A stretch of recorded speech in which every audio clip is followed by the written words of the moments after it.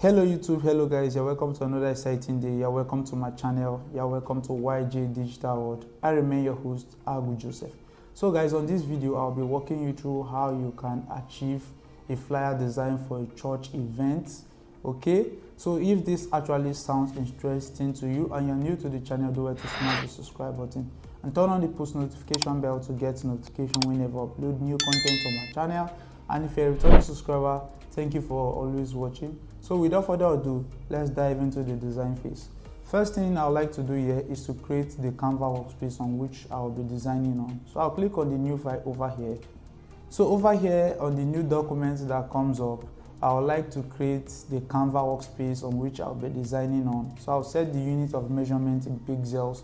For this design, we'll be creating a design that will be used on social media platforms like Instagram, Facebook, and WhatsApp, and the rest of them. So for the portrait frame size of this platform, this is the actual dimension, 1080 by 1350 pixels. And we shall be setting the resolution for this to about 300. Color mode remains on RGB, and we can call this church flyer. Okay, and leave other settings the way they are and hit on the create button. So over here we have the Canva workspace on which we'll be designing on. So the next thing I would like to do is to drag in the exercise files I'll be using for this design process. So guys, here are the exercise files I'll be using to create this design. If you need the link to this exercise files, where to check the video description. You'll find the link to the exercise files in the video description.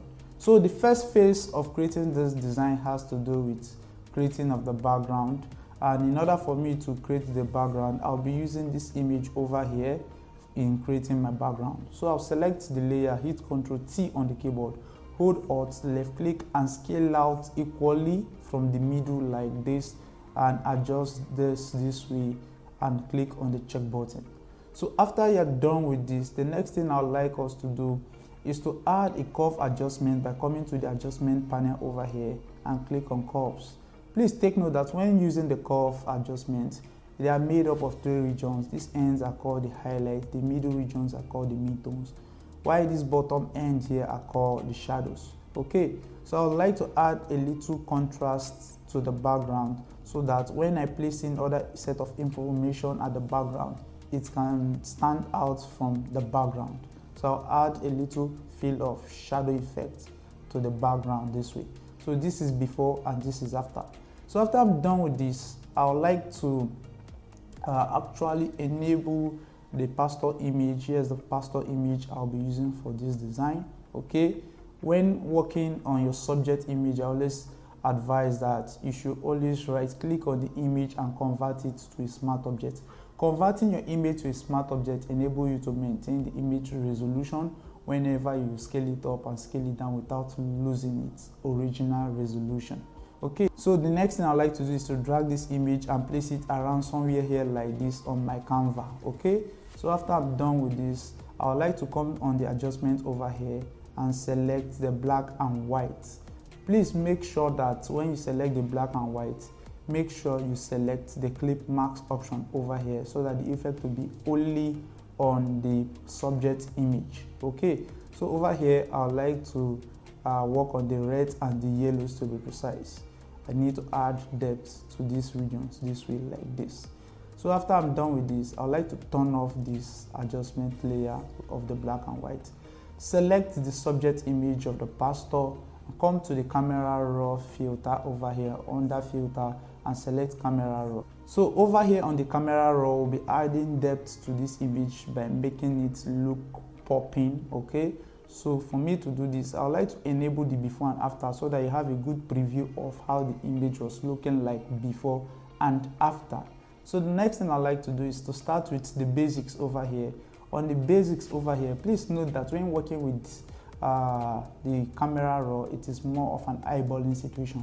There are no rules actually governing this. You allow your eyes to actually guide you to know when you're over applying a particular adjustment on a particular image. So you let your eyes to actually guide you through it.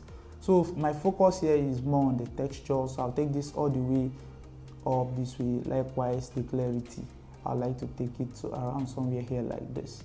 So after I'm done, I'll come over here to details and enhance the sharpening of this image like this and work on the noise reduction. I can go back to the basics and make adjustments to the clarity. This is the main essence. I said that this is more of an eyeballing situation. So you make adjustments where needed, and this is the before and this is the after.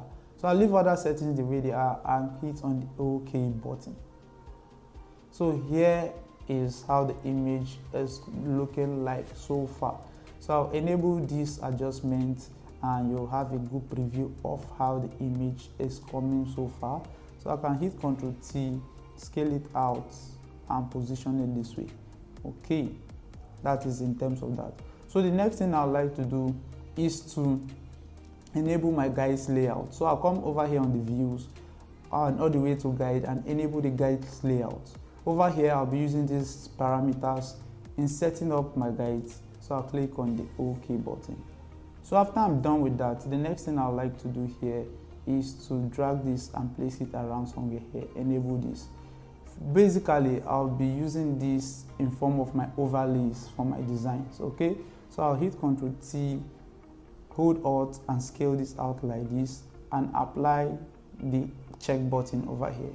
The next thing I'll do is to change the blending mode of this so that you have a good preview of how it works on this design. So I think this is actually okay for me this way. I hit Ctrl T and adjust its position to whatever position I intend it to be placed on my design, and we are good to go. So after I'm done with that, the next thing I'd like to do is to still scale this out a little. Okay, I think it's okay like this. So after I'm done, I'd like to come over here, select this as well and enable this.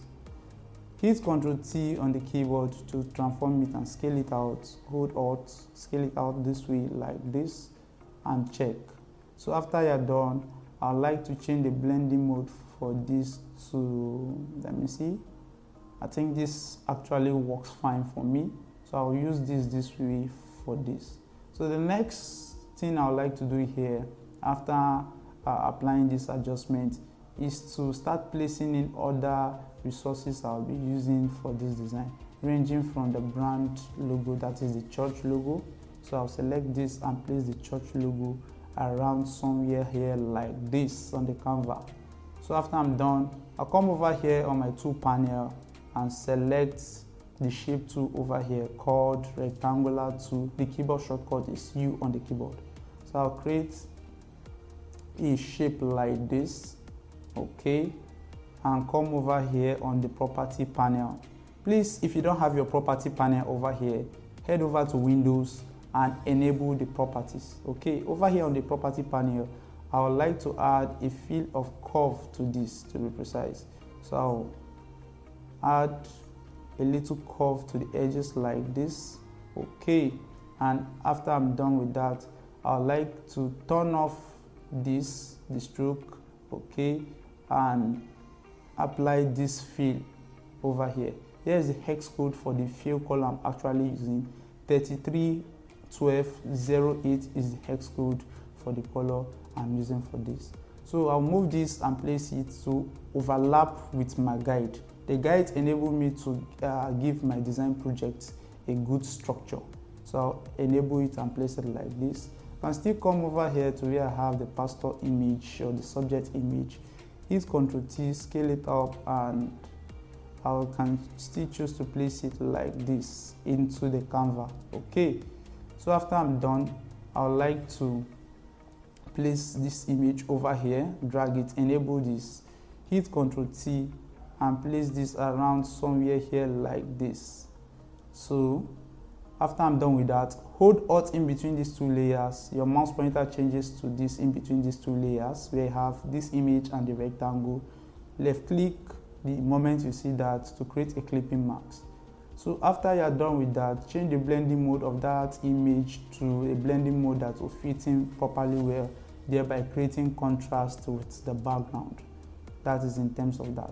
So after I'm done with that, the next thing I would like to do here is to hold Alt, left click and drag this rectangle upward over here like this to make a duplicate of it. Hit Ctrl T, left click and drag it down around somewhere here like this. Hold Shift and take this down like this.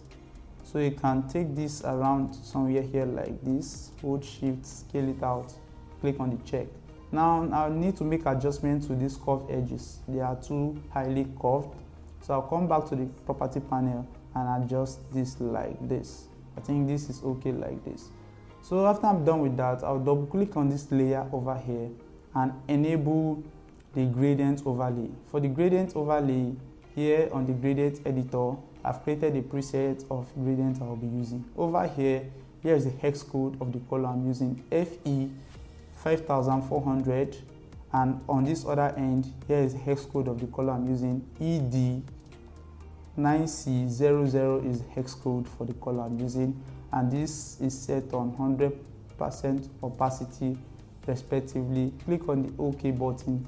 You can set yours as follows, and you can still adjust the position of your gradient this way manually inside your Photoshop by dragging, left clicking and dragging, and leave other settings the way they are. Click on the OK button. So after I'm done with that, I'll move forward by placing other set of information such as this as well. Okay, the social media handle, I like to place it around somewhere here like this. Okay, please take note, the guide enables you to give your design a good structure.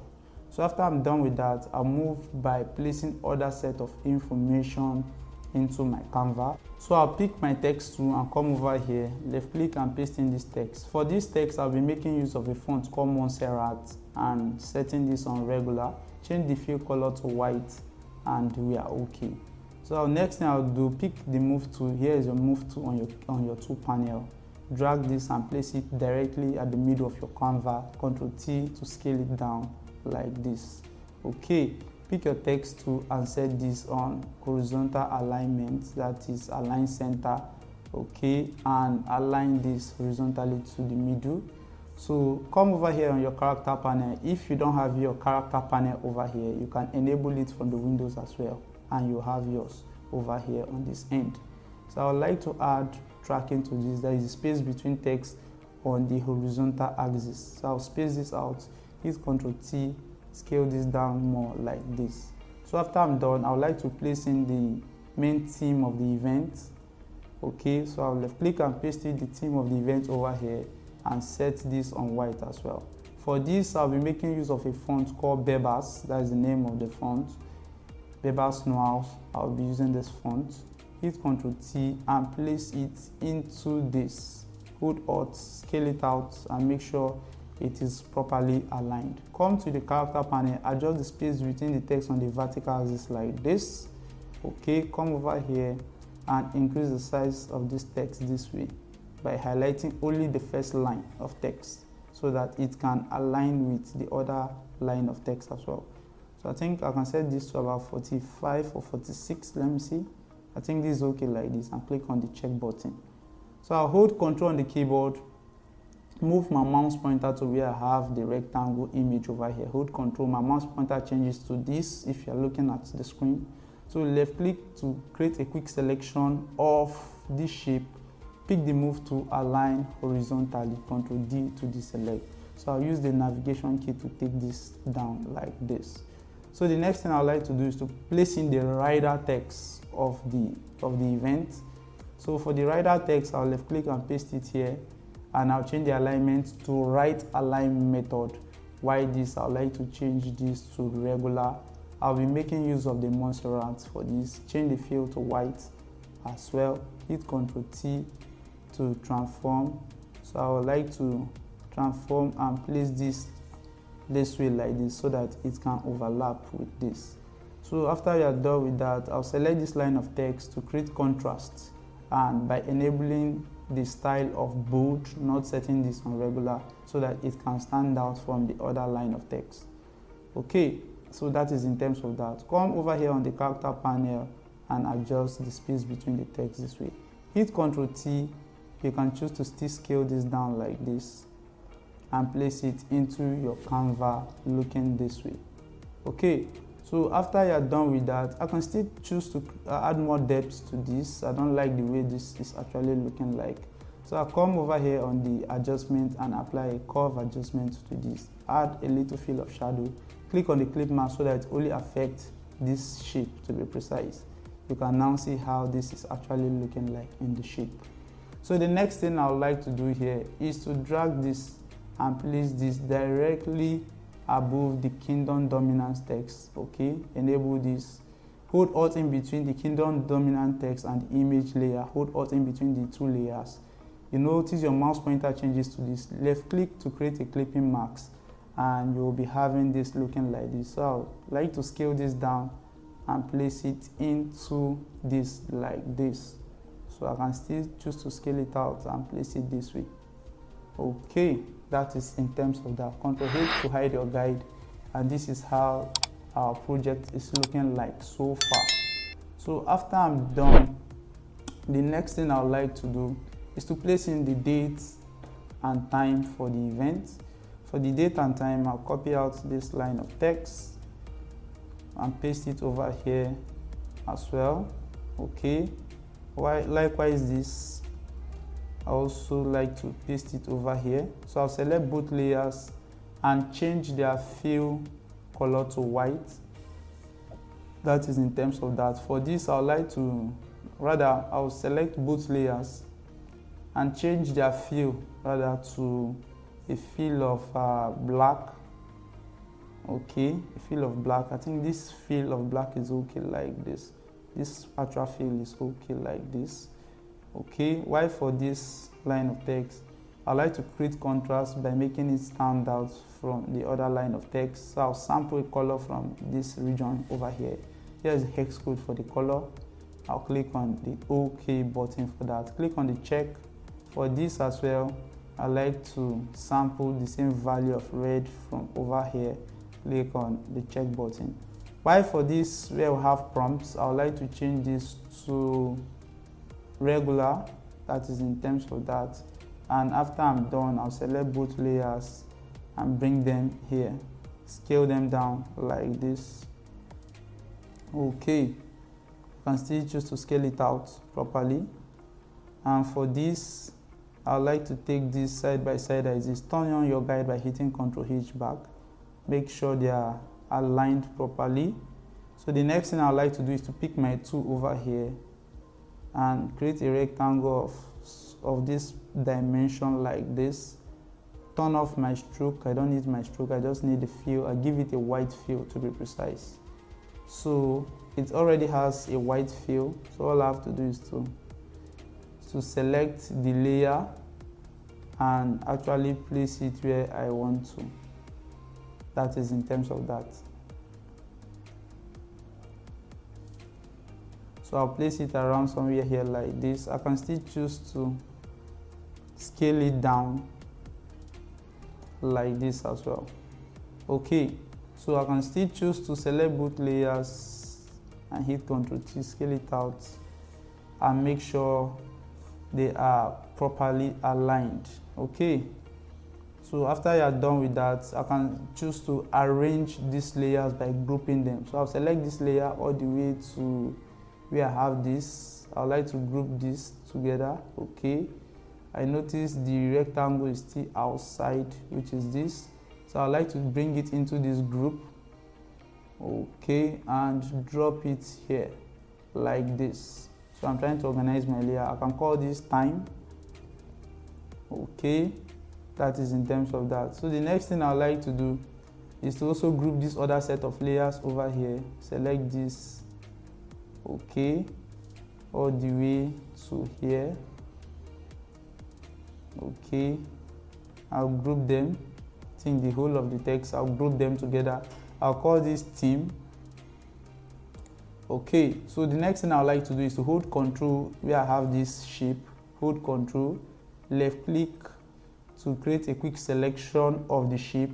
Select your theme layer or your theme group and pick your move to align horizontally and vertically into the shape. Ctrl D to actually deselect. Then you can choose to open the group and move this into that particular group like that, and you have them as one family. Okay, so Ctrl H to hide the guide. This is how the project is looking like so far. So the next thing I would like to do, I notice I'm having issue with this.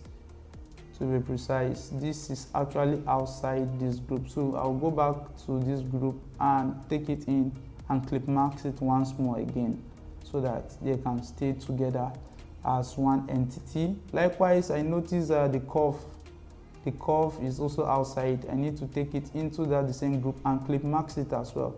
So I'll take the curve into the group, hold Alt, click on the clip mask so that the effect will be only on this region.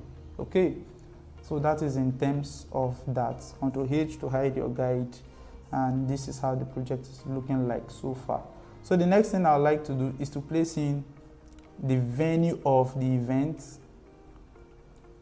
So the event will be holding in a particular place. So I'll be placing in the venue, and I'll be using the fill of white for this. So I'll place the information around somewhere here like this. Okay. So I would like to create what we call contrast by reducing the size of this in terms of style, by scaling this to regular, not extra bold, thereby creating contrasts in my text. So I'll space the text this way. There's space between text on the vertical axis. So after I'm done with that, I think we are almost done with this.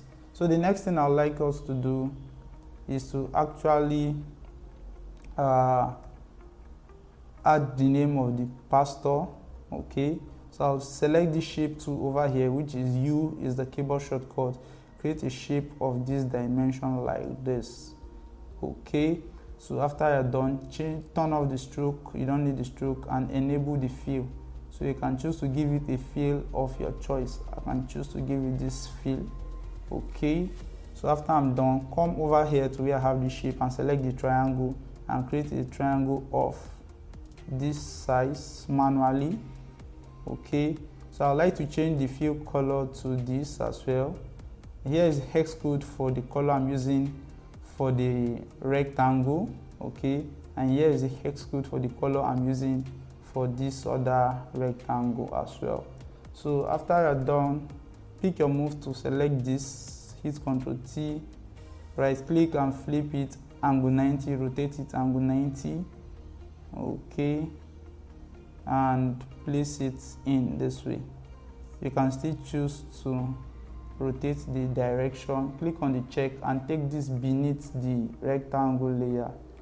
Okay, so that is in terms of that. You can still choose to scale this down and place it in this way into your shape. So I'll come over here, pick my direct selection tool, left click on this region over here. You notice this point is selected, so I can left click and drag it out like this, and still narrow down this like this. So that is in terms of that. So after you're done, I would like to place in the name of the pastor of the event. So for the pastor name, I'll be placing it and using the right align method for this. For this, I'd like to change its fill color to a shade of black. So I'll sample a value of black from the background and adjust it like this. Here's the hex code 1A, 1A, 1A, and click on the OK button. Okay, I'm still making use of Montserrat. It is set on extra bold. While for the pastor text, only the pastor text, I'll set this on regular. Okay, I'll set this on white, trying to create contrast, making a particular text stand out from the other line of text. So I hit Ctrl T to scale it down and turn on my guide, Ctrl H, and make sure this is actually positioned well in your shape. Okay, so let me align this properly. That is in terms of that. For this width text here, so I'll change its font to another font called Autograph. Okay, Autograph Personnel is the name of the font. So I also like to change its fill color to white. Okay, Ctrl T to transform it out and place it side by side as this. Okay, so after you're done, I would like to come over here and soften the edges. So I'll come to property here, add a little feel of curve to this so that we will maintain curved edges shapes all through the whole design. Okay, consistency is very key in design as well. So after we are done with that, the next thing I would like to do is to select the layers and group them together. Okay, so I'll select those layers individually and group them. Here's the layer, so I've grouped them. I'll call this name, that's the pastor's name. Okay, this is the socials, this is the church logo. I think what else, these are the overlays I applied, and I can choose to adjust the position of the pastor's name. Okay, to a place where it can stand out properly. You can choose to leave it around somewhere here like this. Ctrl H to hide the guides, and this is actually looking like this so far. So you can still choose to round up your design by applying a fill of color adjustments. So I'll go to the layer at the top over here, all the way to adjustment, and enable the color lookup option and apply any color lookup of my choice that I seem fit that will help the look of the project, and use it. Or furthermore, you can come to this layer over here, turn off the color lookup, come to the layer at the top over here, stamp visible by hitting Ctrl Shift Alt E, right click and convert this layer to a smart object, come to filter and apply the camera raw filter. So on the camera raw filter here, we'll be working on color mixers to be precise. I'll start with the hues and saturation. So for the hues, if I intend to increase the colors, I will do that manually by playing with the sliders of each of the color channel. Okay, so I might choose to increase this way, take this down this way like this. Okay, if I intend to add green or take down the green hue, I can choose to scale them out manually. You can still play with the saturations of each of the color by boosting it very high or dropping the level of saturation of a particular color, and you just play around with any of the tools and see how it actually works. So when working with this, it's more of an eyeballing situation, as I said earlier. So you allow your eyes to actually guide you to know how to go about each of this. Okay, so I think we are done with this. So if you are done with applying the hues and saturations, you can click on the OK button. So this is without the camera raw, this is with the camera raw. So it all depends on what you want, and this with the color lookups. So it all depends on what you actually want. So ladies and gentlemen, we have come to the end of this tutorial video. If you find this video helpful, do well to give it a like, do well to smash the like button. If you have any questions or comments, you can leave your questions and comments in the comment section. If you are new to the channel and you are yet to subscribe, do well to smash the subscribe button. Smash the subscribe button and turn on the post notification bell to get notification whenever I upload new content. And if you are a returning subscriber, thank you for watching and see you in the next.